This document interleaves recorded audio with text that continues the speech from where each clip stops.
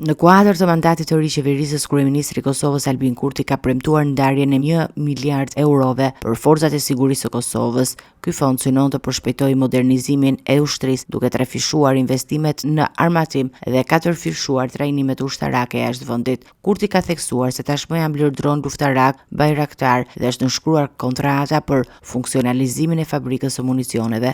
Gjithashtu Kosova synon të prodhojë dron ushtarak Made in Kosova, duke krijuar një industri vendase të mbrojtjes.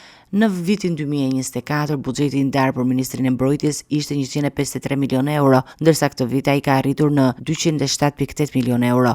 Për më tepër, Kosova është në proces të blerjes së më shumë se 200 sistemeve kundër tank, me vlerë 75 milion dollar, si dhe helikopterëve Black Hawk nga Shtetet Bashkuara të Amerikës. Ky angazhim për furnizimin e mbrojtjes vjen në një moment kyç për Kosovën, ndërsa vendi është në pritje të krijimit të institucioneve të reja për zgjedhjet parlamentare të nëntëshkurtit. Edhe pse partia e Kurtit lëvizja vetë vendosje ka fituar zgjedhjet, ajo nuk ka siguruar mjaftueshëm mandate për të formuar e vetme qeverinë, duke lënë të hapur çështjen e negociatave për koalicion. Ekspertët e sigurisë vlerësojnë se investimet e reja në fushën e mbrojtjes do të rrisin kapacitetet operacionale të Kosovës dhe do të kontribuojnë në forcimin e partnerëve me NATO dhe shtetet perëndimore.